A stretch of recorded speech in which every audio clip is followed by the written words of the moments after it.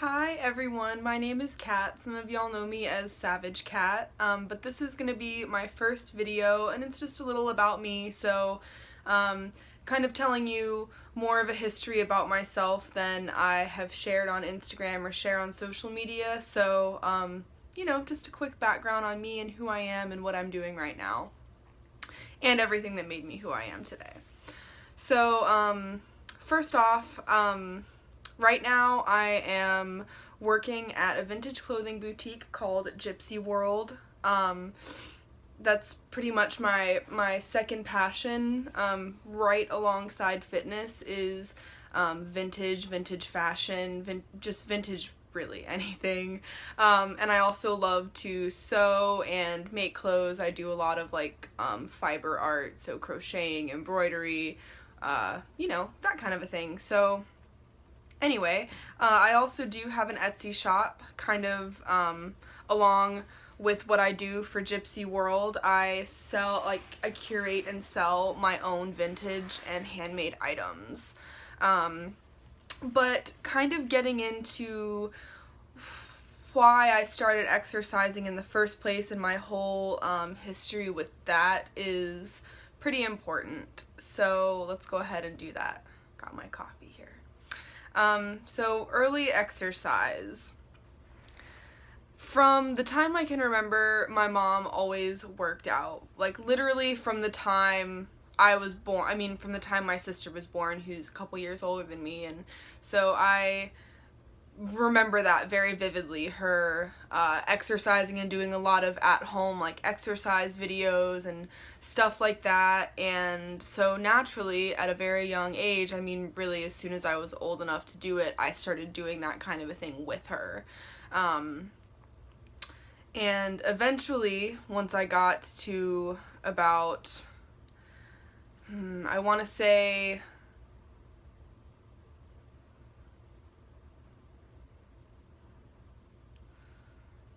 maybe the 5th grade was when everything started to change for real, and I wasn't able to be as much of a tomboy because I found myself wanting to do other things. I really wanted to wear makeup. I really, wanted to have bigger boobs. I just, everything that a kid who's turning from a child into a preteen wants. And so naturally what came with that was overexposure or understanding of media and what it tells people, especially women, about their bodies and their self-worth.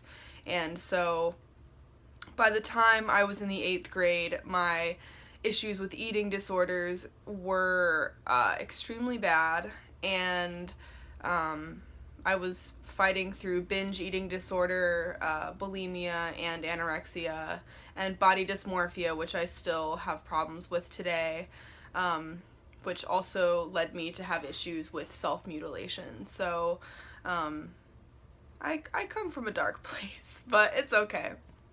By the time I got to the 10th grade, my eating disorder was at its all-time worst. I was at the lowest weight I ever got to, but I was very far away from my goal weight. I was about 10 pounds away from my goal weight, which, that those of you who struggle know, that's a lot, So yeah, that's kind of what happened. And it was also around that time in the 10th grade that the abuse of drugs was very bad.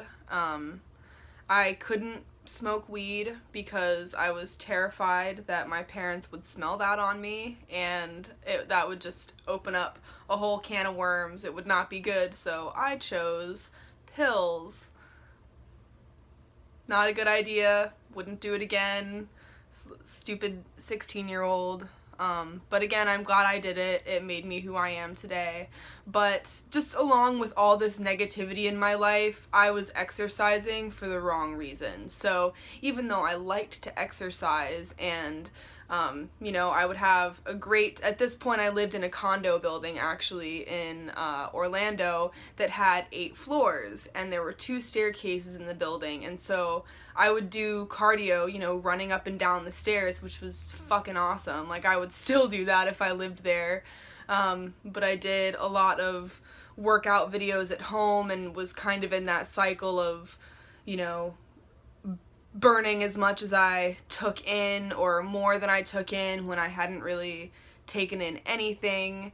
That got really tiring very fast. And I eventually got fed up with it when I moved out to UCF. I moved closer to UCF when my sister was a freshman, or an incoming freshman, and I moved to another high school over there, and I went to a group exercise class with her at the UCF Rec Center.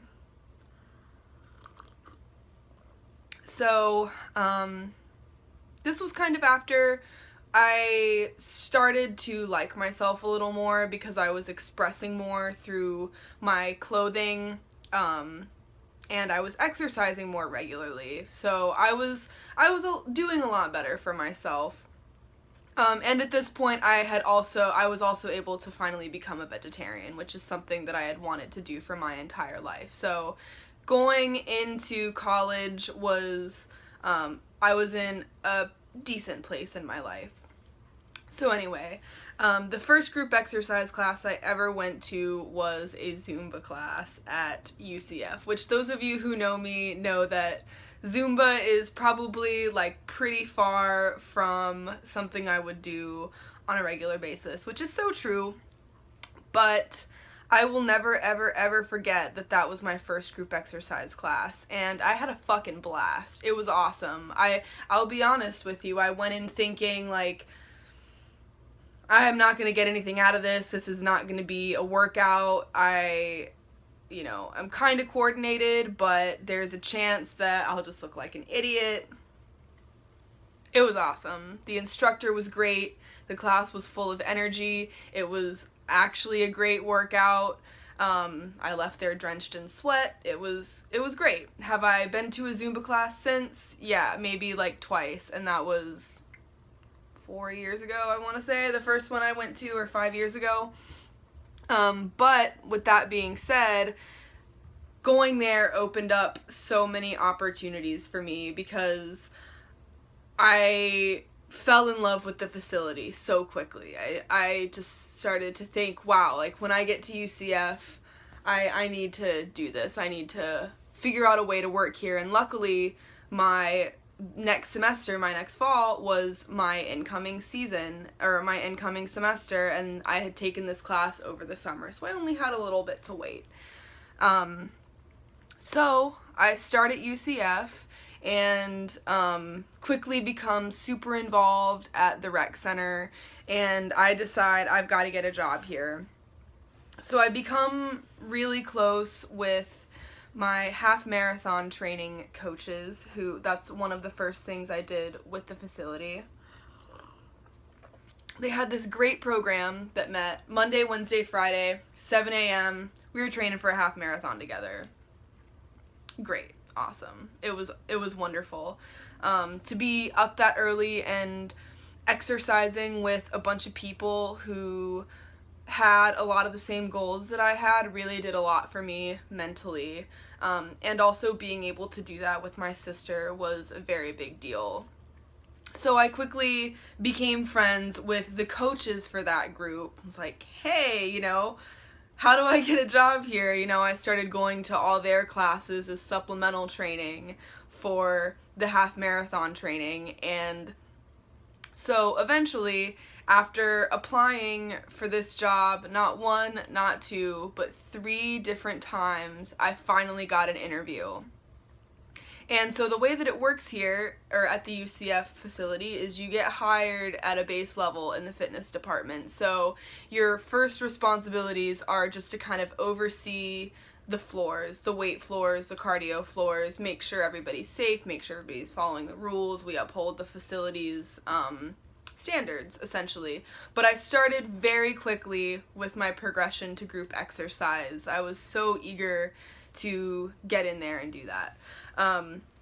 So that's what I did. I got certified within about a month of starting at that facility, and quickly progressed to over 10 different formats by the time I left the facility 2 years later. So in order to get to every format, you had to do a bunch of, like, jump through a bunch of hoops, but they were necessary hoops. So it would start by saying, yes, I want to progress to teach this class. Okay, I'm going to shadow a minimum of 2 classes and take notes, fill out forms about the instructors who were teaching the classes. Then you gotta work with the instructors one-on-one, schedule yourself an audition, write sample workouts, and then get through an audition like you're teaching a regular class, and then maybe or maybe not pass. So the stakes were kind of high. Nonetheless, it was awesome. It just made me feel more like I was earning the right to teach every class. So there were so many opportunities here at this facility that just really transformed me as a person. It's where I learned how to power lift. It's where I learned how to even lift weights, how to become comfortable on a weight floor. I just learned so much there, and I'm forever grateful. I also met people who changed my life. Like I mentioned, powerlifting. Nate McCool taught me how to deadlift. Now, some of you might know who that is, some of you might not, but, him and Lance Hickey and Tom Knight are all good friends of mine and taught me pretty much everything I know about powerlifting. So that enabled me to get very strong with great technique pretty fast. Which kind of leads me to my next subject, which is overtraining. So naturally, working at this facility and teaching, X number of classes a week, plus being a full-time student, having shifts where I was supervising the floor and upholding my personal training regimen was just insane. And I got to a point where I didn't realize this, but somebody, like one of my good friends told me, if you're doing all this and you're training for like 3 or 4 hours a day, you are really overtraining.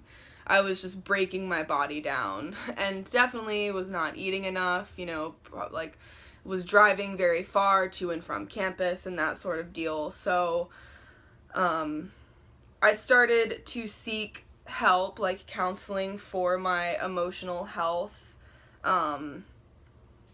just to kind of get me through and make me not feel guilty, because that was what it was. It was the guilt of, thinking, okay, well, if I give myself a break, that means other people have to suffer. That means I have to, get subs for some of my classes so that I can have more time to rest my joints. And then my regulars who are counting on me, might be upset because I'm not there, and not to mention losing gains, losing progress if you're not in the gym, just grinding every day.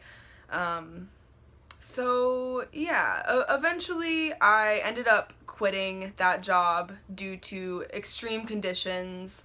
Like I mentioned before, I just really like to push myself, and the facility itself was not really cooperative with the issues that I was dealing with. Like, I was made to teach on injuries. I was, like, threatened with, potentially losing my job or becoming suspended if I, didn't teach X class, even though my body, like, literally could not take it. And so eventually I just said, you know what, I've had enough of this. I need to start some recovery. My body needs a break. And that was a very hard time for me because I had one more semester at UCF before I graduated, and I did not go to that gym really at all for my last semester at UCF, which was very difficult because all of my friends were there. All my friends worked there. All my friends worked out there. And I joined an LA Fitness 40 minutes away, closer to where I lived, and began kind of recovering my body, which, that being said, some of you who follow me on Instagram know, you've been following my progress. When I quit that job, I could not put weight on my back. I couldn't squat. I could barely body weight squat without being in excruciating pain. I definitely couldn't deadlift. The tendonitis in my shoulders was so bad I couldn't flat bench, so there's like all 3 of my major lifts gone off the table. I said, I've got to change this. And so between then and now, I've gone through a lot. I've gone through a lot of self-hate and then self-acceptance. So since I've started to embrace the idea of self-love and realize that it's not selfish for me to want to do what's best for me, I've become so much happier. It's the little things. Like, I used to freak out over drinking my coffee with cream because all through my eating disorder, I only drank black coffee because any amount of fat or calories is just not an option. And so while I do like black coffee, I forced myself to drink all my coffee black. And so just little things like that. I just enjoy my coffee more with a splash of cream in it, and so now I let myself have that and I never think about it because it matters to me that I enjoy this more. So yeah, right now I'm in a great place. I am able to perform all 3 of my power lifts again. I have not hit 1 reps on squats or deadlifts in a while, but I did on bench a few weeks ago and broke a plateau that I could never hit before. Even when I was benching more weight for more reps, I couldn't hit this 1 weight for 1 rep. Crazy. So anyway, that's kind of where I am now. I'm working on my CPT certification through ACSM right now, so that's kind of my next step, and I'm also looking into becoming a certified nutritionist. So lots in the future for me. This is just the first video that you'll see. Most of my videos are going to be very different, so there will be some like this that are just vlogs, me sitting and talking or answering Q&As, or really talking about whatever content the people who view these videos want to see.